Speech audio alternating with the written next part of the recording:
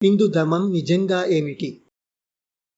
ఈ ప్రశ్నను ఒక హిందువుని అడిగితే అతను సూటిగా సరళమైన సమాధానం చెప్పడంలో తడబడే అవకాశమే ఎక్కువ.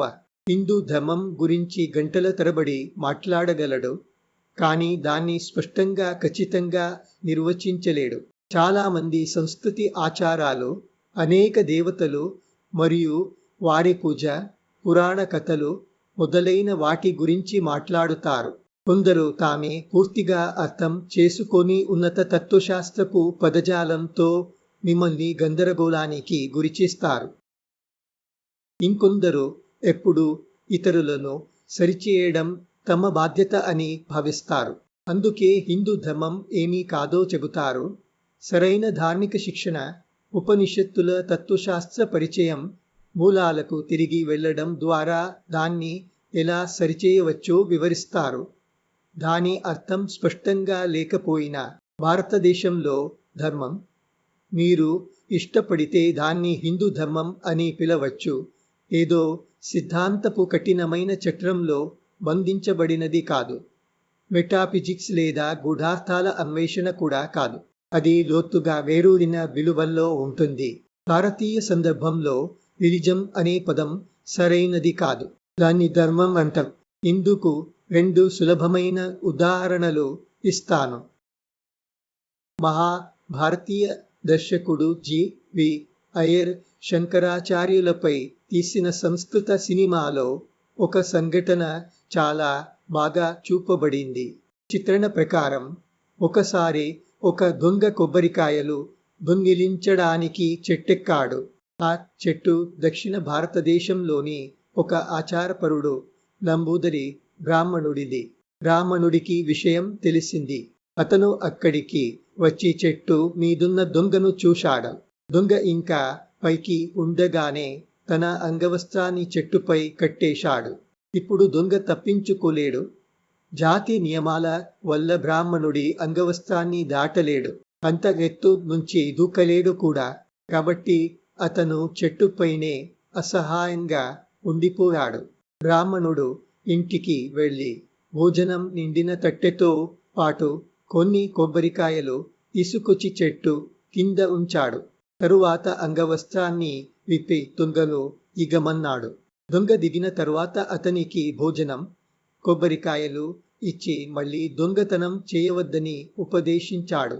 నిజంగా అవసరం ఉంటే అడగమని కూడా చెప్పాడు. ఆ బ్రాహ్మణుడు ఆచారపరుడు, అశుచిత్వాన్ని పాటించేవాడు.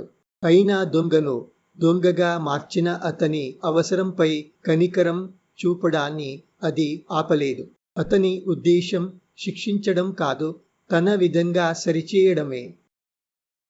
ఈ కథ కల్పితం కావచ్చు, కానీ హిందూ ధర్మం హృదయంలో ఉన్న విలువలను స్పష్టంగా చూపిస్తుంది. నేను అత్యంత ఆచారపరమైన బ్రాహ్మణ కుటుంబాలను చూశాను. వారు జాతి పరిమితులు దాటి పేదలకు, బాధపడుతున్న వారికి సహాయం చేసేవారు.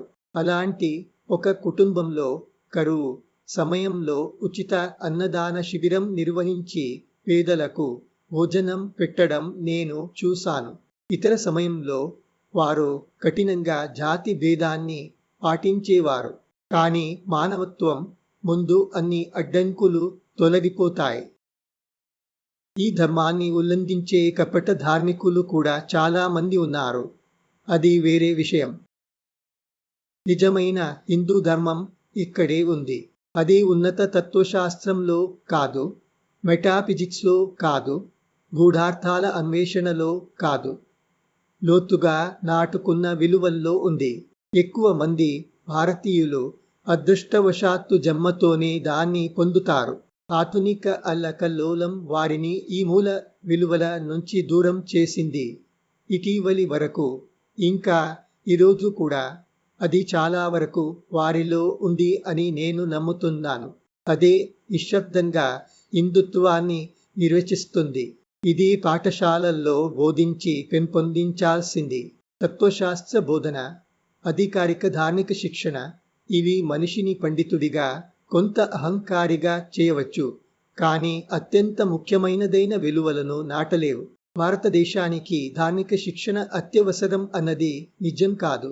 నేను వివరించడానికి ప్రయత్నించిన ధర్మం అర్థంలో అనేక గొప్ప భారతీయులు దీనిపై నిశ్శబ్దంగా పనిచేస్తున్నారు.